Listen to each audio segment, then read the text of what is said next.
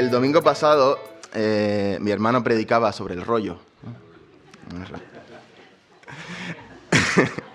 No podía dejar de decirlo, la verdad. Entonces, pero hablaba del amor de Dios y mencionaba que el amor de Dios es primeramente hacia sí mismo.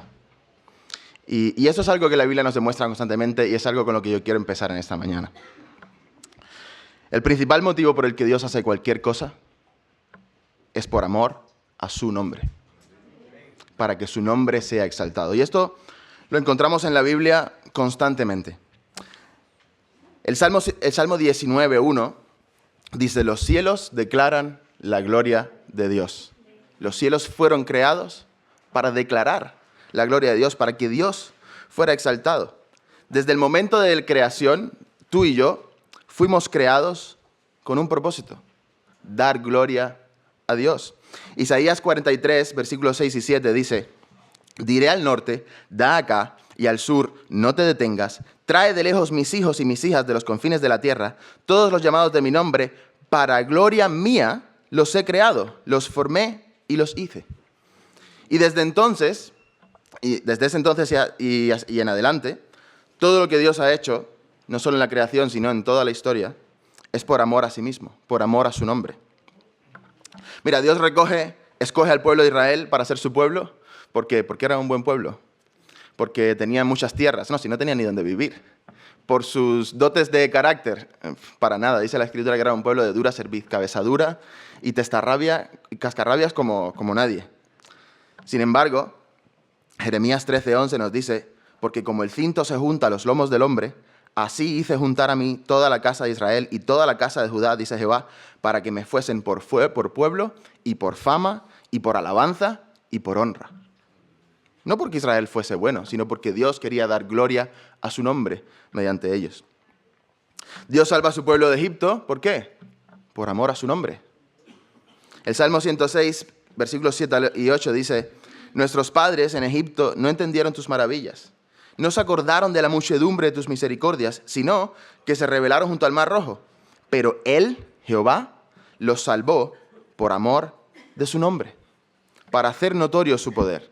No solo eso, sino que la Escritura también nos dice que el Señor puso a Faraón como instrumento suyo por amor de su nombre. Faraón endureció su corazón, o Dios endureció el corazón de Faraón. Dios no dejó ir a su pueblo. Dios tuvo que mandar las 10 plagas. ¿Por qué? Para gloria de su nombre. No sé si te está llevando la idea, pero Ezequiel 36, versículos del 22 al 23 dice: por tanto, di a la casa de Israel, así ha dicho Jehová el Señor, no lo hago por vosotros, oh casa de Israel, sino por causa de mi santo nombre, el cual profanasteis vosotros entre las naciones a donde habéis llegado, y santificaré mi nombre, profanado entre las naciones, el cual profanasteis vosotros en medio de ella, y sabrán las naciones que yo soy Jehová, dice el Señor, cuando sea santificado en vosotros delante de sus ojos. El libro de Ezequiel toma esta idea de yo soy Jehová y la multiplica. En el libro de Ezequiel se menciona más de 60 veces que Dios hace todo lo que hace para que la gente, para que Israel, para que las naciones sepan que Él es Jehová. Amén. El mayor amor de Dios es por su nombre y por sí mismo. Y ahí quizás está diciendo: bah, qué egoísta, ¿no? Pero es que no puede ser de otra manera. Te explico por qué. El único ser perfecto, digno de adoración, digno de alabanza, digno de amor, ¿quién es? Dios. Si Dios, siendo perfecto, siendo el único digno de ser amado y glorificado, ama a algo, el objeto de su mayor amor es algo imperfecto, Dios es un Dios imperfecto. Dios tiene que amarse a sí mismo por encima de todas las cosas, porque lo único perfecto es Él. Y esto tiene muchas repercusiones para ti y para mí. El Salmo 5, versículos 4 y 6 dice: porque tú no eres un Dios que se complace en la maldad. El malo no habitará junto a ti. Aborreces a todos los que hacen iniquidad. Dios no puede estar con el malo. Dios no puede estar con el que hace iniquidad. Salmo 11:5 dice, el Señor prueba al justo, pero su alma aborrece. Aborrece es todo lo contrario de amar. Aborrece al impío y al que ama la violencia. Gracias, Señor, como el publicano, que yo no soy impío y que yo no soy aborrecido. Te tengo más noticias, Romanos dice que no hay justo ni aun uno. ¿Sabes qué significa eso? A mí me gustan los números. La estadística dice que ¿qué seremos aquí? ¿90? ¿100? ¿Por ahí? De 90, ¿sabes cuántos justos tenemos aquí? De 6.000 millones, 7.000 millones que hay en el mundo, ¿sabes cuántos justos hay? Ninguno puede habitar con el Padre. Ninguno puede ser el objeto directo de ese gran amor del Padre, porque somos impíos, somos sucios delante de Dios. Estamos condenados a una eternidad separados de Dios. Sin embargo, qué bueno, Sin embargo, dice Efesios 1, versículos del 5 al 7, bendito sea el Dios y Padre de nuestro Señor Jesucristo, que nos bendijo con toda bendición espiritual en los lugares celestiales en Cristo, según nos escogió en Él antes de la fundación del mundo, para que fuésemos santos y sin mancha delante de Él. Hemos sido escogidos para ser santos, pero si no somos santos, ¿cómo podemos ser santos? ¿Cómo podemos presentarnos delante de un Dios justo, delante de un Dios puro, delante de un Dios perfecto, con nuestra iniquidad? Habiéndonos predestinados para ser adoptados como hijos suyos por medio de Jesucristo, según el puro afecto de su voluntad, para alabanza de la gloria de su gracia, con la cual nos hizo aceptos en el amado. ¿Quién es el amado? Solo hay redención de nuestros pecados, de nuestra impiedad, de nuestra inmundicia delante de Dios. Solo tenemos redención a través de la sangre de Cristo. Solo podemos ser hechos aceptos delante de Dios a través del amado. El amado de Dios es Cristo. Cuando tú y yo aceptamos a Cristo, cuando tú y yo aceptamos el sacrificio de nuestro Señor y le reconocemos como nuestro único y suficiente Salvador y Señor, pasa una cosa muy bonita. Romanos 5 dice que somos pues justificados por la fe. Tenemos paz para con Dios por medio de nuestro Señor Jesucristo. Mira, tú y yo solo podemos presentarnos delante del Padre justificados porque Cristo ha puesto su justicia sobre nosotros. Porque cuando tú y yo, criaturas impuras, pecadores, avaros, ladrones, lujuriosos, ladrones, asesinos, dice, wow, este me está diciendo toda esa pila de cosas. Mira, Jesús enseña que si tú miras a la mujer de tu hermano con lujuria, ya has adulterado con ella en tu corazón. Por tanto, adúltero. Jesús dice que si has pensado mal contra tu hermano en tu corazón, ya eres homicida de tu hermano. Asesino. No hay justo ni aun uno. Pero cuando hemos reconocido a Cristo como nuestro único, suficiente Señor y Salvador, venimos delante del gran trono de Dios, Cristo intercede por nosotros y dice, mío, mía. Y por el amor del Padre al Hijo, somos hechos aceptos delante de Dios. Por el amor tan grande del Padre a sí mismo, por el amor tan grande del Padre al Hijo, tú y yo somos amados también. El amor del Padre se extiende a ti y a mí a través de su Hijo. Porque somos hechos justos en el amado de Dios, en Cristo. Fuera de Cristo no somos amados. No somos hechos aceptos delante de Dios.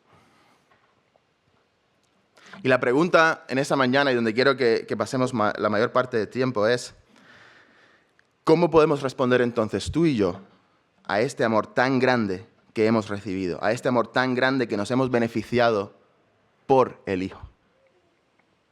Voy a invitaros que vayamos a nuestras Biblias en el Evangelio de Mateo. Mateo capítulo 22 y vamos a leer del versículo 34 al versículo 40. Mateo capítulo 22, versículos del 34 al 40.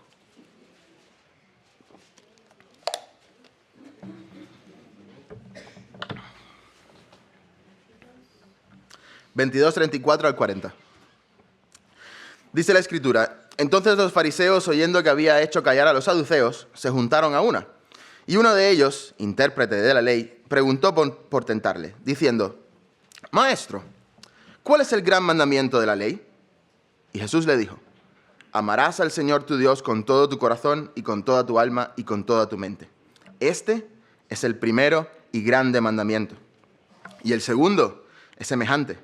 Amarás a tu prójimo como a ti mismo. De estos dos mandamientos depende toda la ley y los profetas. Bendita sea la palabra del Señor. Dice que los fariseos, y sabemos que los fariseos tenían sus rencillas con Jesús. Los fariseos eran un grupo religioso que dominaba ciertas áreas del culto judío. Y en todos los evangelios vemos que tienen rencillas con Jesús. No es para menos, ¿no? Dice que escucharon que Jesús había estado hablando antes con los saduceos y los había hecho callar. Eso lo encontramos en los versículos justo antes. Dice que vinieron los saduceos, otro grupo de líderes religiosos que tenían un poco de doctrina, un pelín diferente. Estaban un poquito más arriba en la cadena social.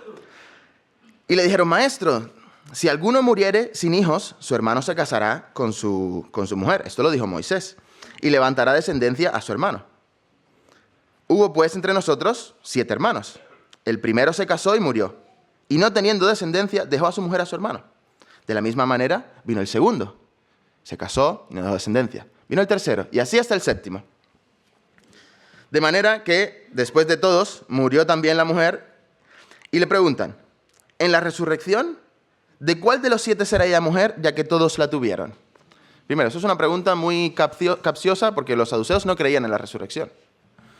Y además es un ejemplo, en nuestro contexto actual, pensar en ese paso de mujeres de hermano a hermano es un poco...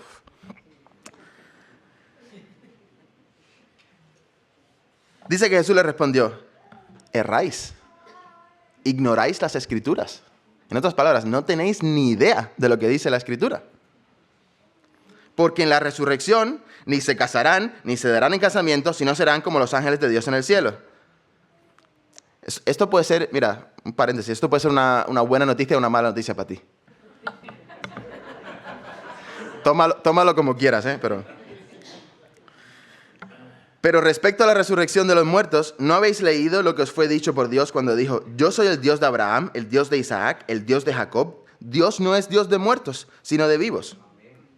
Y oyendo esto, la gente se admiraba de su doctrina. Los saduceos dicen que los hizo callar, no porque les tapó la boca físicamente, sino que no tenían respuesta para Jesús. Entonces vienen los fariseos y dicen, pues mira, vamos nosotros también a hacer una pregunta, a ver si lo pillamos en alguna cosa. Y dice que, por supuesto, vienen desde una postura que no es para querer entender, no es para querer conocer las Escrituras, sino que dice el versículo, preguntó por tentarle. Mira, los fariseos le iban a pedir a Jesús que dijera un mandamiento. Y todo eso era parte de un plan malvado, maquiavélico, para meter a Jesús en problemas, para que dijera algo que no estuviese bien, muy entre comillas, bien. Los fariseos, como habíamos dicho, eran unos estudiosos de las Escrituras, estaban muy presentes en las sinagogas, pero tenían un problema. Bueno, muchos. Pero tenían un problema y era que se apoyaban mucho en la tradición oral. Y muchas veces lo equiparaban a lo que ponía la Escritura. Los fariseos inventaban leyes. Decían, pues esto hay que hacerlo de esta manera. Y ponían una carga sobre el pueblo espiritual muy grande, dándole más leyes de las que ponía la Escritura. Y esta quizás fue una de las razones por las cuales Jesús tuvo tantos problemas con ellos, tuvo tantas discusiones. Mira, los fariseos tenían un total de 613 mandamientos. Tela para cumplirlos todos, ¿De dónde salen esos 613? Pues mira qué interesante. En las tablas que dio Dios a Moisés, con los 10 mandamientos, habían 613 letras. Y los fariseos dijeron, pues 613 leyes. Toma, ya está. Creatividad a tope. Ellos tenían una ley para cada letra. De esas leyes, 248 leyes eran leyes afirmativas. Tienes que hacer esto, tienes que hacer esto, tienes que hacer esto, tienes que hacer esto. ¿Sabes de dónde sale 248? De las 248 partes del cuerpo que ellos reconocían. Y luego tenía 365 leyes prohibitivas. No hagas esto, no hagas esto, no hagas esto. 365 por los días del año. Uno para cada día del año para que recuerdes no hacer esto, no hacer esto. Eran tantas leyes que los fariseos no se entendían que cumplirlas todas era casi imposible. Por lo que dijeron, vamos a hacer una división. Vamos a denominar algunas leyes duras y a otras leyes ligeras. Las duras hay que cumplirlas, sí o sí. Las ligeras son semi-opcionales. Es decir, si no las cumples, igual te podemos pasar la mano, depende de cómo cumplas las duras. Y aquí viene el problema, que entre ellos mismos no se ponían de acuerdo en cuáles eran las duras y cuáles eran las ligeras. Cuáles había que cumplir y cuáles no había que cumplir. Entonces vienen a Jesús y le dicen, Maestro, de toda la ley, de esos 613 mandamientos que tenemos, dinos cuál es el más grande. Por supuesto, cualquier respuesta que Jesús les dé les va a sentar mal, porque o va a ofender a unos o va a ofender a otros. E incluso, ellos están esperando que Jesús, como viene con tantas ideas nuevas, entre comillas, diga algo nuevo, diga algo que vaya en contra de la ley y del mandamiento acá de Moisés y se meta más en problemas delante del pueblo. Pero Jesús les dice, amarás. En primer lugar, amarás al Señor tu Dios con todo tu corazón, con toda tu alma y con toda tu mente. Los fariseos eran muy observadores de la ley, muy observadores de la tradición. Todo tenía que hacerse de cierta manera. Jesús en su momento los llamó sepulcros blanqueados. Aquí mismo en Mateo más adelante los llama sepulcros blanqueados. Por fuera hay una apariencia muy buena, pero dentro no hay nada. Sus obras eran buenas, pero lo hacían sin que su corazón estuviese motivado por un amor a Jehová.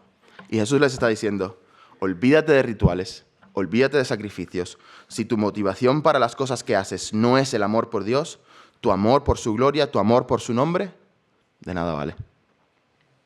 Mira, hay un ejemplo muy claro de esto en Apocalipsis. Jesús escribe en Apocalipsis a la iglesia de Éfeso. La iglesia de Éfeso era una iglesia que, si leemos en el libro de Efesios, Pablo en el capítulo 1, versículo 15, dice, por esta causa, también yo, habiendo oído de vuestra fe en el Señor Jesucristo y de vuestro amor para con todos los santos, no ceso de dar gracias por vosotros. Esa era una iglesia que tenía una conexión con Dios, tanto vertical como horizontal con los hermanos, espectacular. Y Pablo la encomienda por esto. Sin embargo, cuando llegamos a Apocalipsis, la cosa ha cambiado un poco. Jesús les escribe a esa iglesia y le dice, yo conozco tus obras. Yo sé lo que haces, Conozco tu arduo trabajo, tu paciencia. Conozco que no puedes soportar a los malos y has probado a los que dicen ser apóstoles y no lo son. Y los has hallado mentirosos y has sufrido y has tenido paciencia y has trabajado arduamente por amor de mi nombre y no has desmayado. Todo cosas buenas. Esta es una iglesia que obra, que se mueve.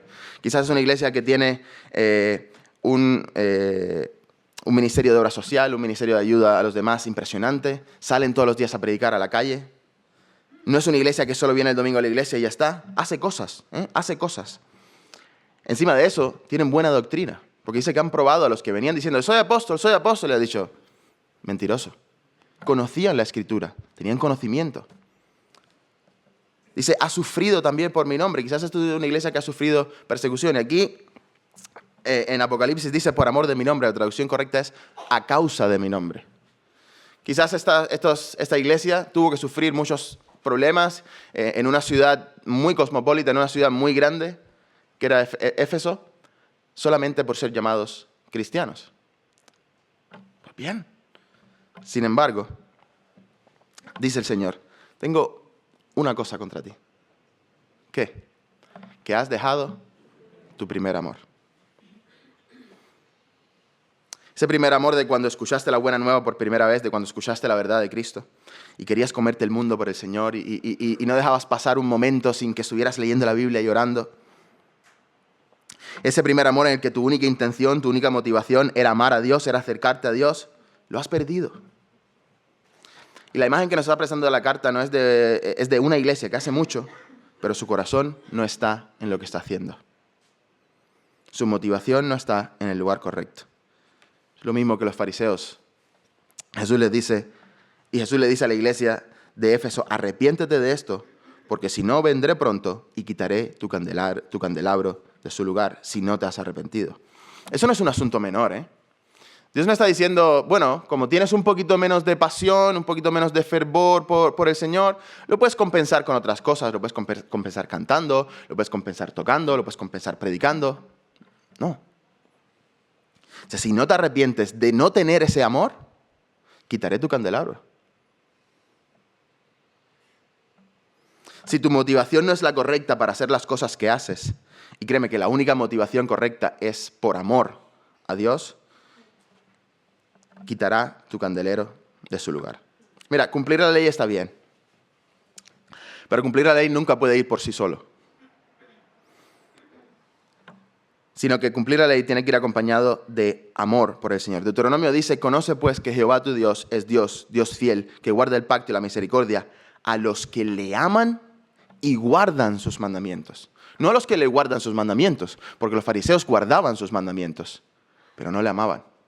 A los que le aman y guardan sus mandamientos. Y al decirle esto Jesús a los fariseos, les está recordando, ninguna de vuestras tradiciones, ninguno de vuestros 613 mandamientos, nada de lo que hacéis, nada de esos mandamientos que te has inventado son importantes si no amas al Señor.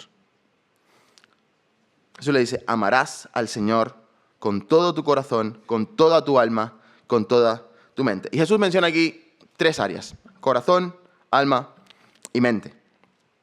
Corazón, para los hebreos, era el centro de la identidad de la persona. Proverbios 4:23 dice, sobre toda cosa guardada, guarda tu corazón porque de él mana la vida. Es la fuente de los pensamientos, de los deseos, del intelecto. Sabemos que no físicamente, pero sí espiritualmente. Proverbios también dice, porque ¿cuál es su pensamiento en su corazón? Tal es él. Habla del alma, puede estar haciendo referencia a emociones. Por ejemplo, Mateo 26 dice, mi alma está muy triste, decía Jesús. Y habla también de la mente, que tiene que ver con la voluntad, con la intención, con la decisión. De manera que este amor que Jesús le está diciendo a los fariseos y nos está diciendo a nosotros que tenemos que tener hacia Dios, es un amor inteligente, es un amor emocional, es un amor intencionado. No sucede por casualidad, sino que nuestro intelecto, nuestras emociones, nuestras fuerzas, nuestra voluntad, todo se une para amar a Dios con todo lo que somos. Mira, Dios no quiere solamente tu fe. Santiago dice que los demonios creen y tiemblan. Pero los demonios no van a ser salvados. Los demonios tienen destinado el lago de fuego para siempre, junto con todo aquel que no cree y ama al Señor. Dios no quiere tus oraciones grandilocuentes, con palabras, ¡ay, Señora! Dios no quiere tus tradiciones. Dios quiere que le ames con todo lo que eres. Y Dios no quiere amor a medias. Dice que ninguno puede amar al mundo y amar a Dios al mismo tiempo. Porque amar al mundo significa aborrecer a Dios y amar a Dios significa aborrecer al mundo. Mira, la palabra amarás, siempre tenemos que traer alguna palabrita interesante. La palabra amarás en griego es agapao. Es un tipo de amor que seguramente habréis escuchado, viene de ágape. Es un amor incondicional, es un amor desinteresado, es un amor sacrificial, es un amor servicial, es un amor que se entrega. Pero la palabra agapao en sí, no ágape, agapao, tiene unas connotaciones bastante interesantes, porque una de esas connotaciones es preferir, escoger, decidir amar. Cuando hablamos de matrimonio, siempre decimos que amar es que una decisión, más que un sentimiento, ¿verdad? Es una decisión seguir buscando, es una decisión seguir manteniendo ese eros encendido, es una decisión, luego de años de casados, seguir teniendo noches de cita. Si estás con tu pareja aquí, no le hagas así, porque, ¿vale? Solo escucha. Es una decisión irse de escapada romántica de vez en cuando. Es una decisión permanecer al lado de la persona a pesar de. Seguro habremos escuchado o habremos dicho en algún momento un pedacito de una canción de Franco De Vita que dice, si me dieran a escoger una vez más, te elegiría sin pensarlo. ¿A que sí? Si no, tú dilo de igual manera, ¿eh?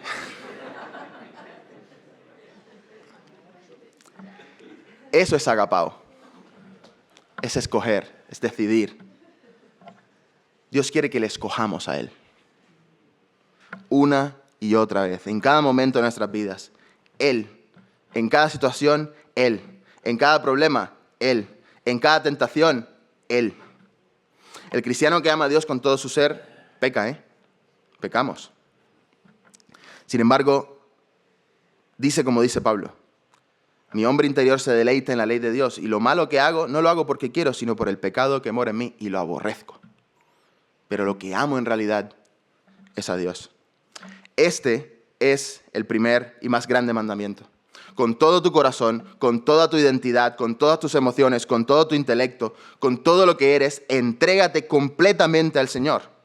Que todo tu ser busque a Dios, que todo tu ser prefiera a Dios por encima de todo lo que el mundo puede ofrecer. Que todo tu ser prefiera a Cristo sin importar las consecuencias. El mandamiento es a entregar, es a dar, es a escoger a Dios en todo. A poder decir como Enoch Sen, que fue asesinado por su fe en Cristo, la cruz delante, el mundo detrás, he decidido seguir a Cristo, no vuelvo atrás. Que todo tu ser anhele lo que Dios anhela. Que todo tu ser aborrezca lo que Dios aborrece. Que desees la presencia de Dios más que ninguna otra cosa y que obedezcas sus mandamientos y que sus mandamientos no sean gravosos, dice Juan, 1 Juan 5:3. Ama al Señor y obedece a sus mandamientos con alegría de corazón, no como quien tiene que hacerlo. Este es el primer y más grande mandamiento. Amarás al Señor tu Dios con todo tu corazón, con toda tu alma y con toda tu mente. La única respuesta posible al grande amor que hemos recibido de Dios, al grande sacrificio que hemos recibido de Dios, es amarle. Y eso es una decisión, más que un sentimiento.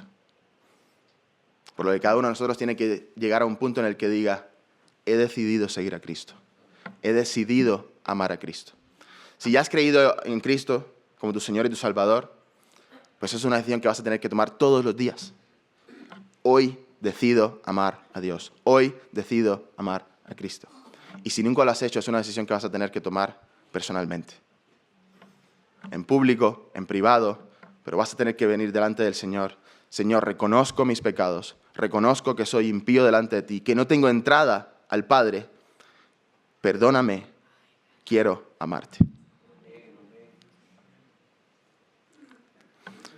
Pero la cosa no termina aquí, ¿eh? Le pidieron uno, y eso le dice, te voy a dar un bonus. Aquí viene el segundo mandamiento. Amarás a tu prójimo como a ti mismo. Esto a los fariseos tampoco les sentaba bien. Los fariseos se habían inventado 613 leyes para cargar al pueblo espiritualmente. Al pueblo le era duro cumplir todas esas leyes que se habían inventado los fariseos. Se habían inventado leyes innumerables, gravosas, ponían una carga espiritual sobre el pueblo que era imposible de llevar. Y dice Mateo 23 que se olvidaban de hacer misericordia. Mateo 23, Jesús acusa directamente a los escribas y a los fariseos y les dice, en la cátedra de Moisés sientan los escribas y los fariseos, así que todo lo que os digan que guardéis, guardadlo y hacedlo, mas no hagáis conforme a sus obras, porque dicen y no hacen.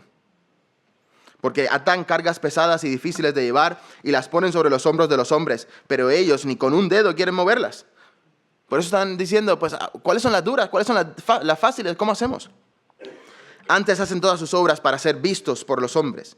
Ensanchan sus filacterias y extienden los flecos de sus mantos y aman los primeros asientos en las cenas y las primeras sillas en las sinagogas y las salutaciones en la plaza y que los hombres le llamen rabí, rabí.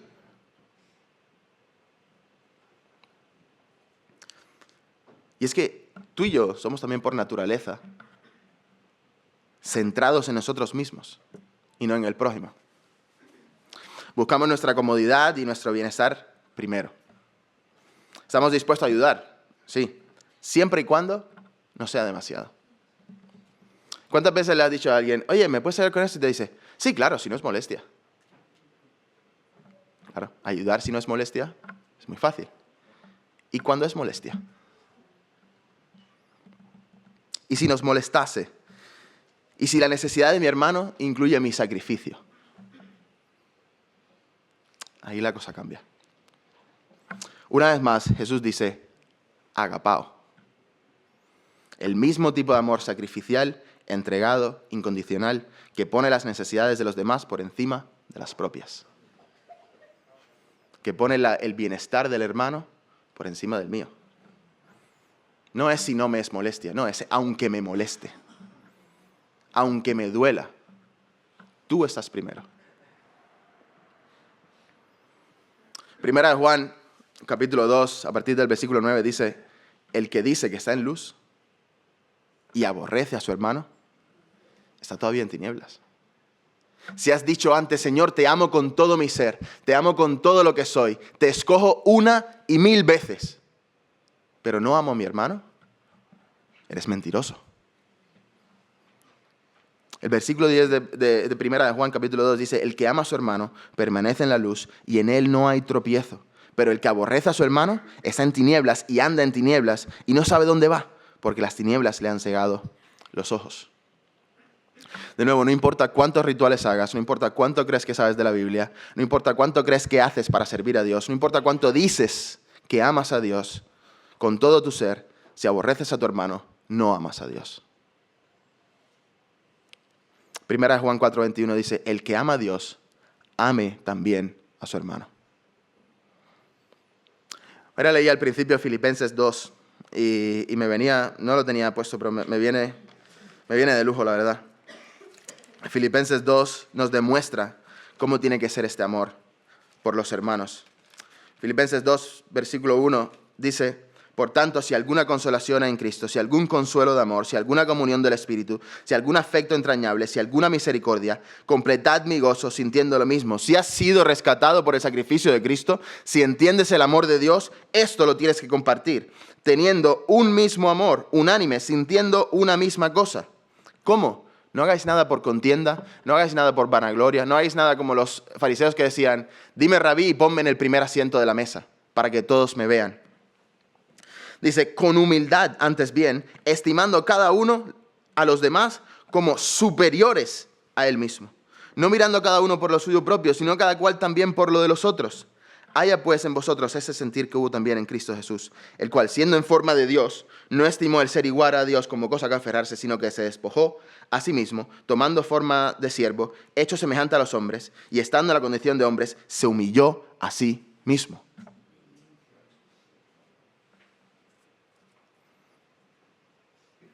Amarás a tu prójimo como a ti mismo, es humillarte a ti mismo para que tu hermano sea exaltado. Es para que tu hermano sea bendecido. Hermanos, el cristianismo es simple. No es fácil, es simple. Ama a Dios y obedece sus mandamientos y ama al prójimo como a ti mismo. En esto se resumen toda la ley y los profetas. Este es el centro de los mandamientos. Porque si yo digo, amo a Dios con todo mi ser, no necesito otra ley que me diga, no te hagas ídolos delante de Dios, porque amo a Dios. Si tengo una ley en mi corazón que dice, ama a tu prójimo como a ti mismo, no necesito una ley que me diga, no robes, porque yo no le haría eso a mi prójimo. No asesines, porque yo no le haría eso a mi prójimo. De manera que la única respuesta posible, adecuada y agradable a Dios, al amor que ha demostrado por nosotros, es que le amemos. Y que por ende amemos a nuestro prójimo. Termino con esto. La carta de amor, al final voy a tener que decir algo cursi. La carta de amor más larga que jamás se ha escrito tenía más de 1 kilómetro. En el 1875, un pintor francés de París, mi hermano salió menos mal, por si no ahora me mata cuando diga esto, Marcel Duclos, escribió una carta a Magdalena de Villalor, y la carta tenía más de 1000 metros.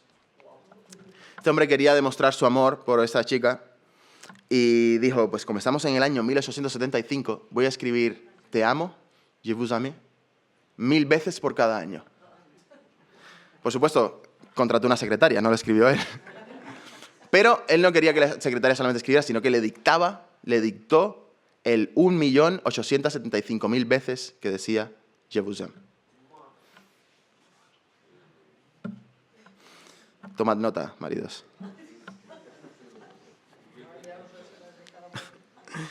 De esta carta se ha dicho muchas veces, nunca en el mundo se manifestó el amor con tanto gasto de tiempo y esfuerzo. Qué bonito. Pero sin embargo, cuán falso.